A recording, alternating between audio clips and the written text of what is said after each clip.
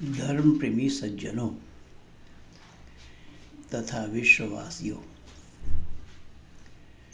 मैं आप लोगों के बीच उपस्थित हुआ हूँ एक छोटी सी बातों को लेकर। वह बात यह है कि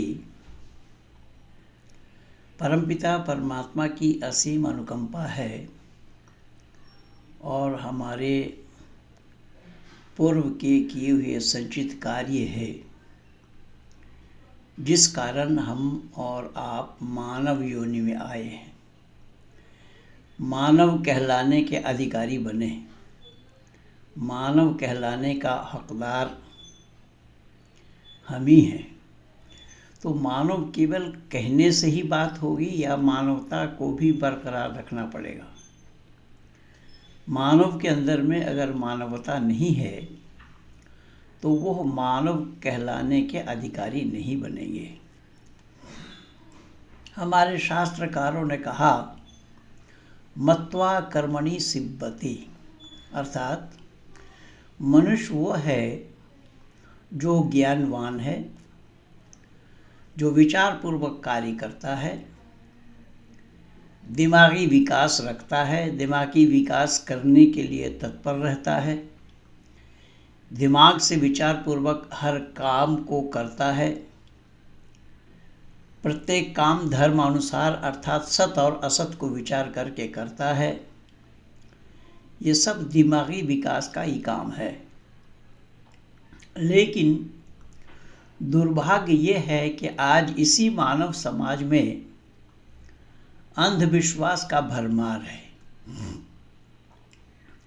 और अंधविश्वास धरती पर जितने भी मत मजहब वाले हैं सब की बुनियाद अंधविश्वास पर ही टिकी हुई है।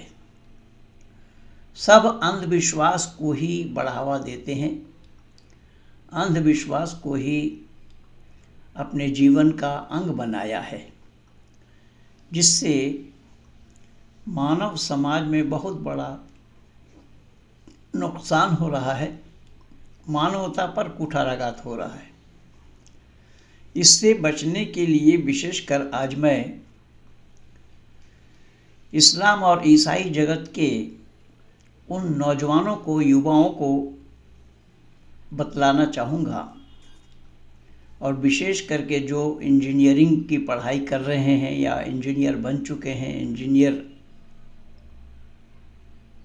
की डिग्री, इंजीनियरिंग की डिग्री प्राप्त कर चुके हैं, डॉक्टर बन चुके हैं, ऐसे लोगों से ही विशेष करके मैं ये आग्रह करना चाहूँगा कि आपकी जो पढ़ाई है वो दिमाग की पढ़ाई है। इंजीनियरिंग की पढ़ाई या डॉक्टरी की पढ़ाई, आईएएस, आईपीएस, ये जितनी भी पढ़ाई है सब दिमाग के ऊपर निर्भर करता है। दिमाग को जब तक वो विकसित नहीं बनाएंगे तो डिग्री का प्राप्त करना संभव नहीं है। लेकिन दुर्भाग्य तो ये है कि डिग्री प्राप्त करने के बावजूद उसी अंधविश्वास में ही जकड़े हुए हैं। कैसे देखिएगा, मैं बहुत ज़्यादा तो नहीं बताऊंगा, छोटा छोटा कई उदाहरण आप लोगों के सामने प्रस्तुत कर रहा हूँ। यद्यपि ऐसा ही उदाहरण मैं ज़िंदगी भर देना चाहूँगा तो यह समाप्त होने वाला नहीं है। और विशेष करके मैंने जब देखा तुलनात्मक अध्ययन करके तो इस्लाम से मेरा मोह भंग हुआ। जो कुसंस्कार, अंधविश्वास इस्लाम में और ईसाइयत में है वो अन्य जगह में भी है लेकिन कम है। तो इस्लाम की चर्चा विशेष करके मैं कर रहा हूँ कि हम सृष्टि के आदि से देखते हैं। ये तो सृष्टि क्रम क्या है, सृष्टि की रचना कैसे हुई है, उसका कोई खुलासा न कुरान में है न हदीसों में है और न इस्लाम वालों को पता है कि सृष्टि की रचना कैसे हुई और ना जानने का प्रयास किया है कि सृष्टि बनी कैसे। केवल कुरान में अल्लाह ने कह दिया है कि वलक़द ख़लक़नस समावाति वल अर्ज़ फ़ी सित्तति अय्यामिन सुम्मा इस्तवा अलल अर्श युदब्बिरुल अम्र फस्लुल आया, एक दो जगह नहीं कई जगह बताया है कि अल्लाह ताला ने 6 दिन में ज़मीन और आसमान को बनाया, 7वां दिन अर्श करार पकड़ा।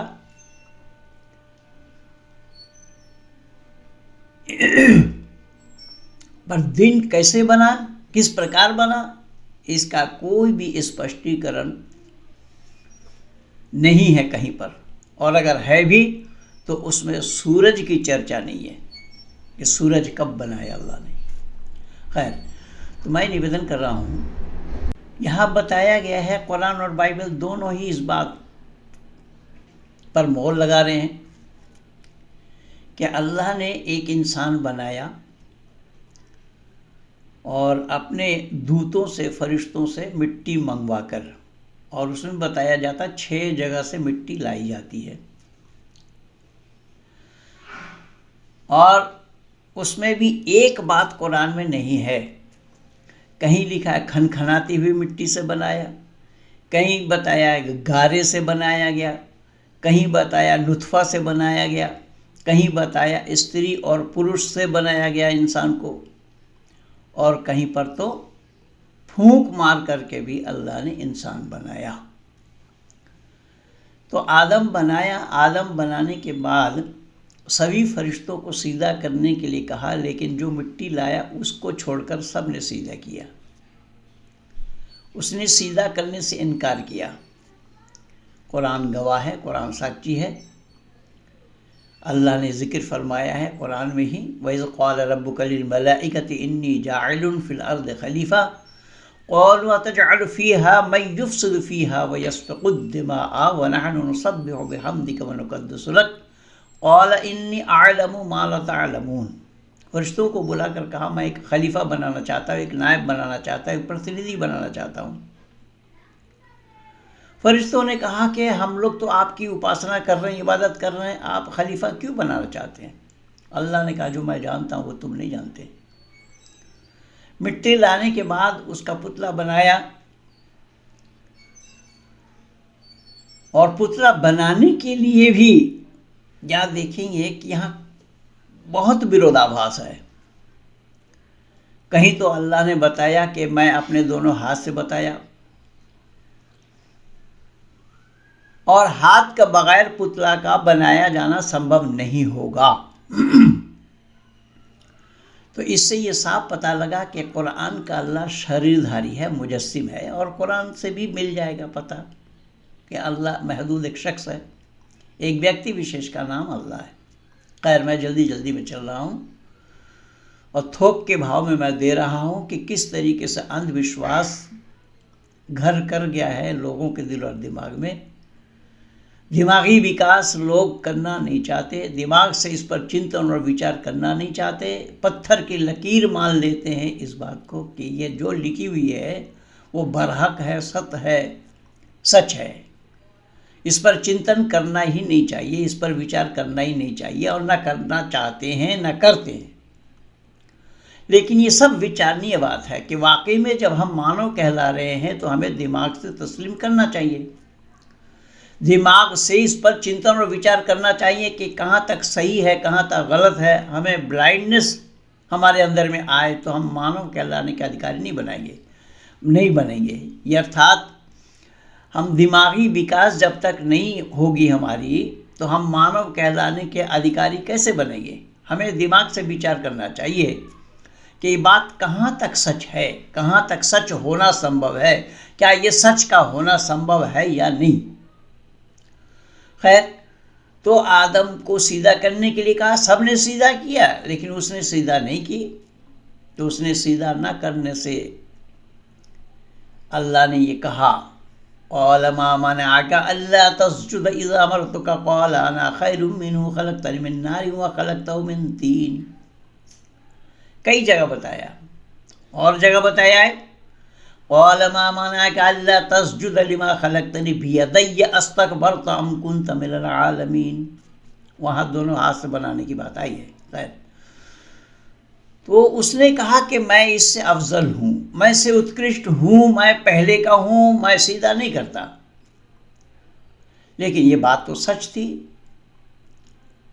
उसने यहाँ तक बोला कि मैं आग से बना हूँ और ये मिट्टी से बना है और मैं उससे पहले का बना हूँ, मैं इसको सीधा क्यों करूँ। लेकिन अल्लाह को तो सच सुनना पसंद नहीं है। अल्लाह ने कहा फरिश्तों को बुलाकर कि देखो तुम लोग इसको बनाने के लिए मना कर रहे थे और मैं इससे पूछ रहा हूँ दुनिया में क्या क्या सामान है, अगर तुम लोग सच बोलने वाले हो तो तुम नाम बताओ।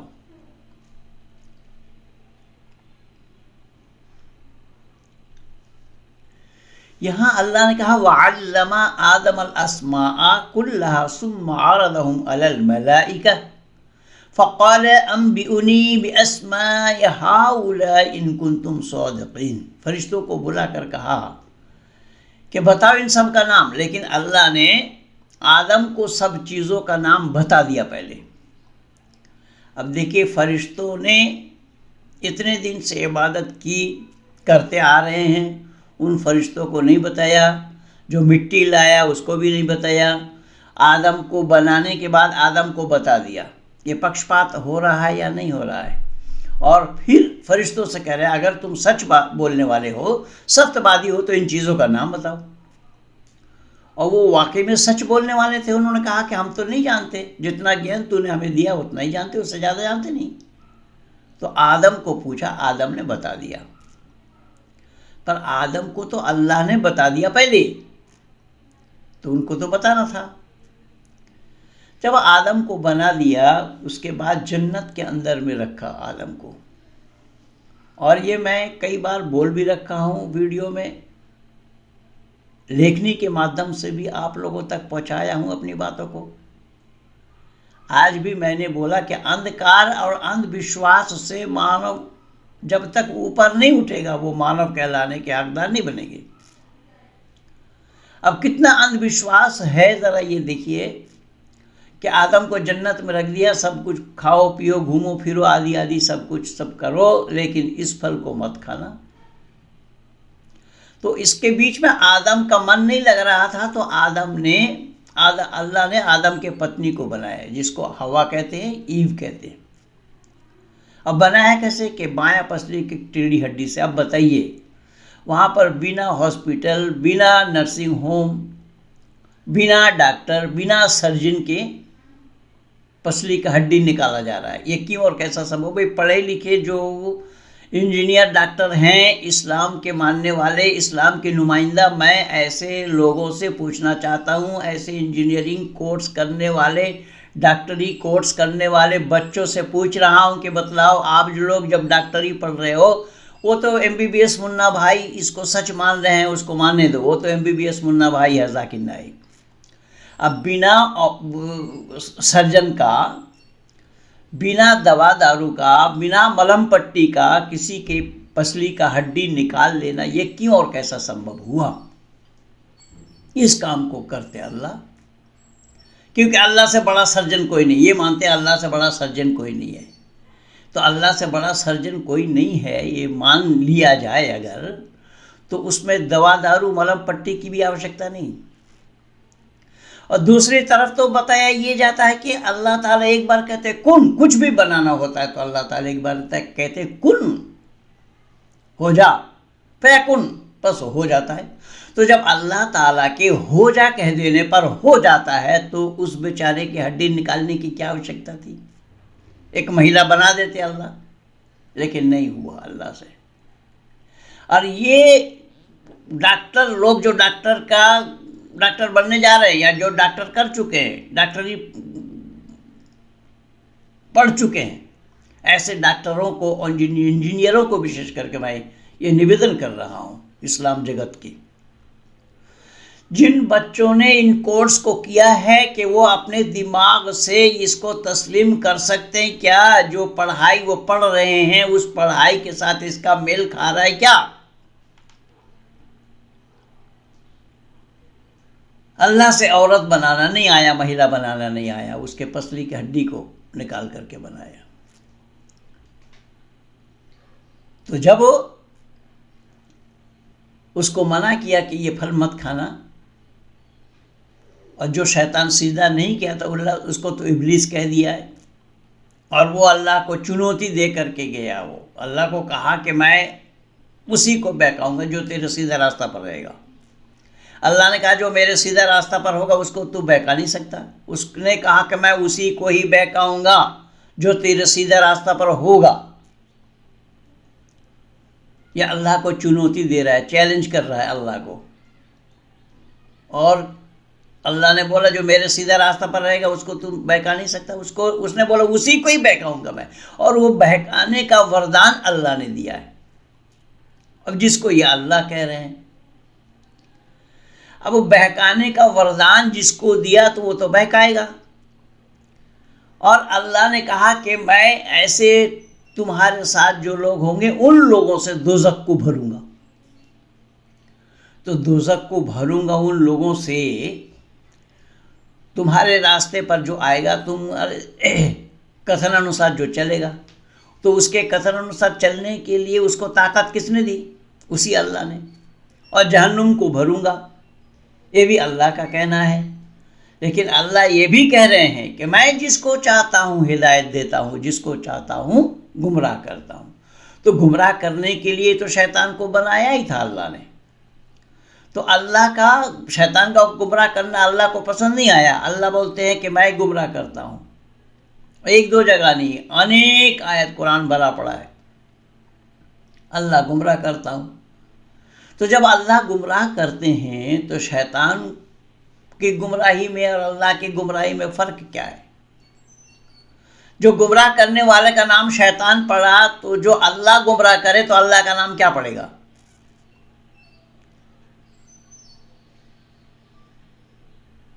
ये हम विशेष करके इस्लाम जगत के विद्वानों से, आलिमों से भी पूछता हूँ कि इसे पत्थर की लकीर मान रहे हैं आप सभी। आगे चलिए पता लगेगा कि उसी फल को शैतान ने खिला दिया जिसको खाने के लिए मना किया था। अल्लाह को पता नहीं लगा। और अल्लाह के लिए कहा जाता है अल्लाह सब जानता है, आलिमुल गैब वश्शहादा। वो गैब की बातों को जानता है, अदृश्य की बातों को जानता है। और अल्लाह को पता भी नहीं लग पाया कि वो फल कब खिलाया। खाने के बाद पता लगा अल्लाह को। और अल्लाह अलीमुन है, जानने वाला। और यहाँ जानने वाला वो प्रमाणित हो रहा है क्या? जब अल्लाह को बाद में पता लगा तो वहाँ गए, क्या बात है, मैंने जो खाने के लिए मना किया उसको खा लिया। तो आदम ने अपने पत्नी की तरफ दिखाकर कहा कि इसने खाई और उसने मुझे खिलाई। तो अल्लाह ने भेज दिया उनको दुनिया में।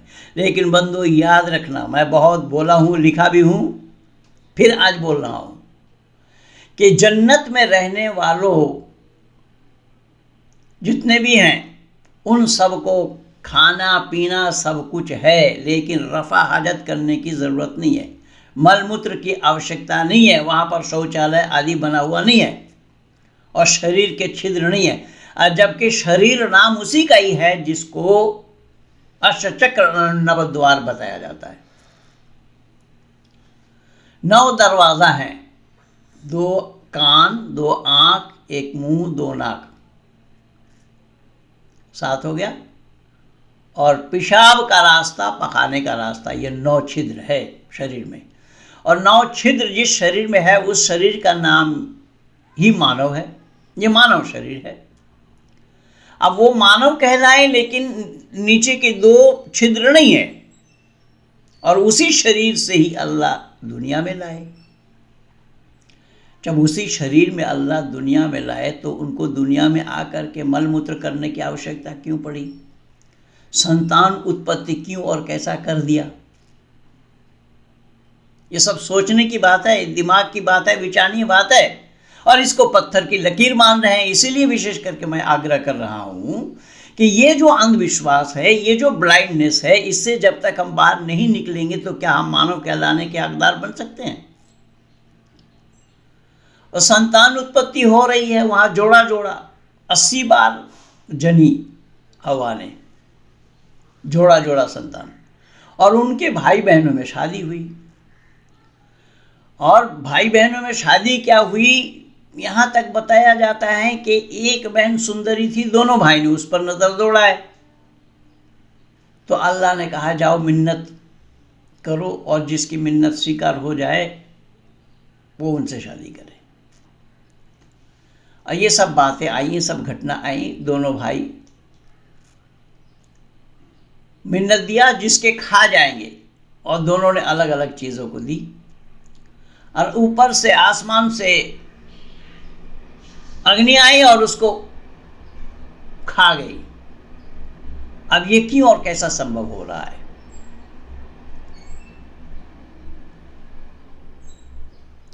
ये किस्सा और कहानी, वो कुरान तो खुद कह रहा है, नहनु नकुस्सु अलैका हसनल क़सस। ये एक मनोरम किस्सा की किताब है। कुछ भी हुआ, मैं शॉर्ट में चल रहा हूं। वहां भाई बहनों में शादी हुई, वहां अल्लाह की मनाही नहीं थी। अल्लाह को आगे जा करके मना करना पड़ा, वान तजमउ बैनल उख्तैन इल्ला मा क़द सलफ। अल्लाह ने वहां साफ कहा है कि दोनों बहनों को इकट्ठा करना कतई हराम है। और जबकि अल्लाह के पैगंबर हजरत याकूब जिनका नाम था, उन्होंने दो बहनों को एक साथ शादी की। तो अल्लाह ने उस समय भाई बहनों में शादी कराई, तो अल्लाह को पता नहीं था कि बाद में जा कर के इसको हटाना पड़ेगा, मना करना पड़ेगा। तो कुरान सवालों के घेरे में है।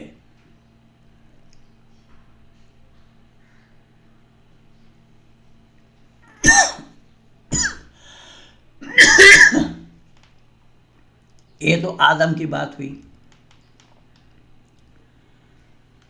हर फरिश्ता, हर पैगंबर को आप देखेंगे, हर पैगंबर के साथ इस तरीके से अलौकिक बातें हैं, अवैज्ञानिक बातें हैं, मन घड़ंत बातें हैं, किस्सा और कहानी से भरी हुई है, जो दिमाग से तस्लीम किया जाना संभव नहीं है, जो काबिल कबूल नहीं है। लेकिन इस्लाम वालों को इसे पत्थर की लकीर मानना पड़ेगा, या बाइबल वालों को इसको पत्थर की लकीर मानना पड़ेगा। इस पर संदेह किया जाना संभव नहीं है। इसीलिए अल्लाह ने कुरान में कहा, ज़ालिकल किताबु ला रैब फीह, कोई शक व शुबा की गुंजाइश नहीं इस किताब के अंदर। तो कहना ही पर्याप्त है या उस पर चरितार्थ हो रहा है, ये भी तो जानना चाहिए ना, कि वाकई में ये बात उसमें खरा उतर रही या नहीं, उसमें शक होने की गुंजाइश है या नहीं, ये तो जानना पड़ेगा। अगर उसमें शक की गुंजाइश है और फिर भी बता दे शक न करो, तो ये तो ज़बरदस्ती वाली बात हो गई। फिर हम इंसान कहलाने के हकदार क्यों और कैसे बनेंगे?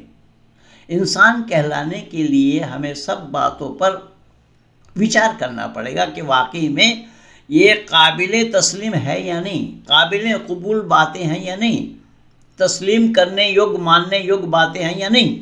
अगर मानने योग्य बातें नहीं हैं तो उसको नहीं मानना चाहिए।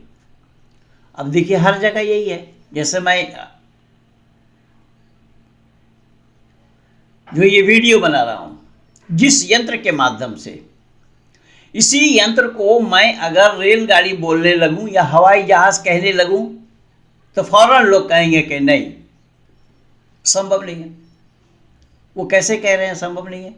दिमाग से, विचार पूर्वक कह रहे हैं। तो इसी दिमाग को हमें हर जगह लागू करना चाहिए या दिमाग में ताला डाल करके मानना चाहिए गलत बात को भी? जो अल्लाह अपनी बातों को कहकर उसे तब्दील करते हैं, परिवर्तन करते हैं, उसको रद्द बदल करते हैं, जबकि परमात्मा की कही हुई बात या परमात्मा की बातों पे विरोधाभास नहीं होना चाहिए। तो यहां अल्लाह की बातों पे विरोधाभास है और अल्लाह कह रहे हैं खुद इस बात को, वैसा बदलना आयाति मा काना आयाति वल्लाहु आलमु बिमा युनज़्ज़िलु इन्नमा अंत मुफ्तरिन बल अक्सरुहुम ला यअलमून। मैं जब चाहता हूँ एक आयत को मनसूख करके उसकी जगह में दूसरी आयत में प्रस्तुत करता हूँ। इसी प्रकार कुरान भरा पड़ा है, जहाँ कहीं भी लेंगे मैं एक जन्म में बताकर समाप्त नहीं कर सकता। कौन सा ऐसे पैगंबर है? जब लूत को देखिए, मैं लूत की घटना को पहले ही बताया था।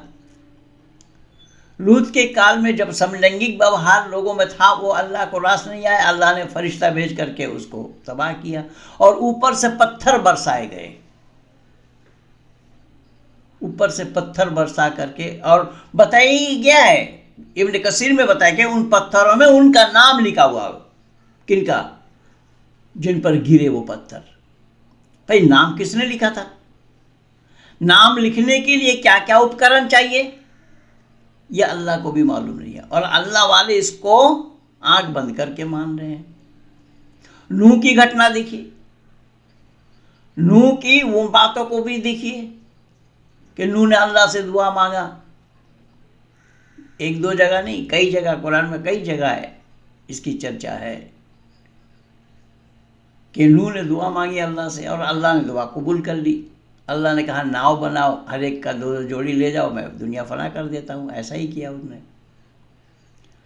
और उसमें शेर के लिए बताया कि शेर के छींक से बिल्ली पैदा हो गई। अब ये पढ़े लिखे जो लोग इंजीनियर डॉक्टर बन रहे हैं, मैं पूछना चाहता हूं कि ऐसे इंजीनियर डॉक्टर बनने से क्या फायदा हुआ जब तुम्हारे दिमाग में ये बात नहीं घुस रही है कि शेर के छींक से बिल्ली का बनना क्यों और कैसा संभव हुआ। और कुरान साक्षी है, किसी को जरूरत पड़े सामने आओ, मैं बता दूंगा कि कहां लिखा है कुरान में। इस पर मैं बोला भी हूं। केवल इतना ही नहीं, उस शेर के पूंछ हिला करके सुअर को पैदा कर दिया है। जब सुअर हराम है तो सुअर पैदा करने का क्या काम था अल्लाह का?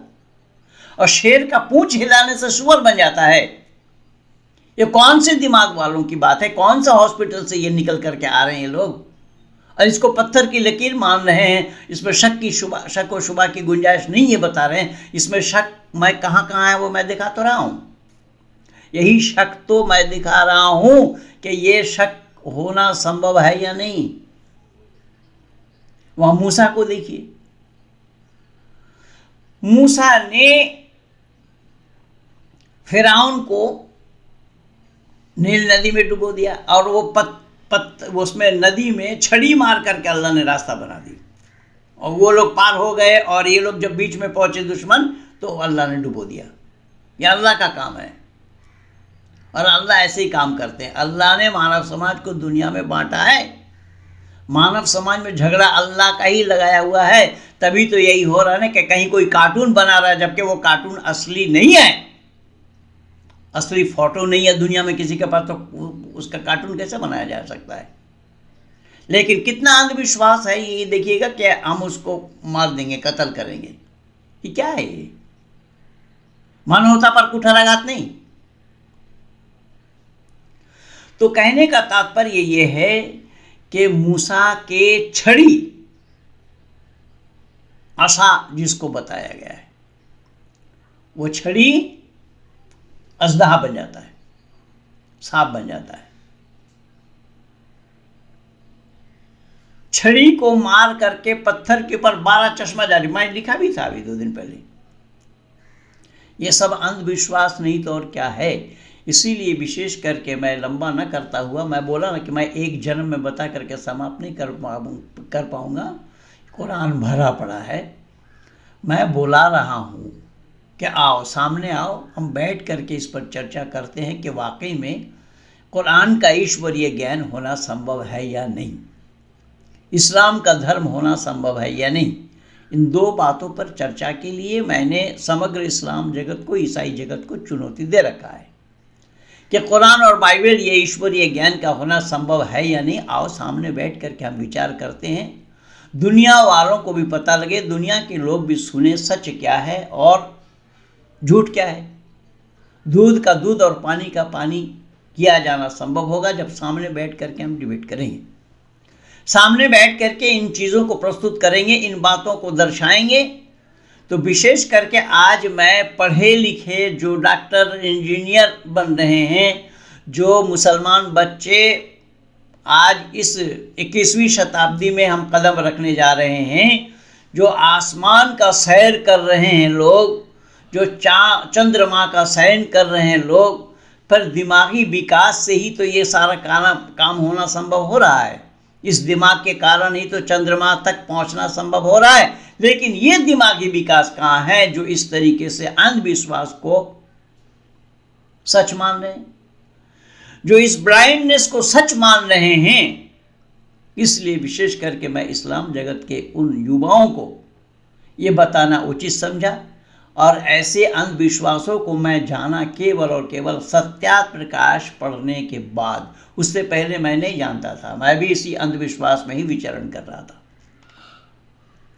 मैंने भी इसको सत्य मान लिया था, सत्य जान रहा था, सत्य समझ रहा था, लेकिन जब तक मैंने ऋषि दयानंद कृत सत्यार्थ प्रकाश को नहीं देखा, नहीं पढ़ा, तो मुझे भी ये पता नहीं चल पाया था कि वाकई में यह लाजवाब है, इनके पास जवाब नहीं है, ये निरुत्तर है, इनके पास कोई उत्तर नहीं है।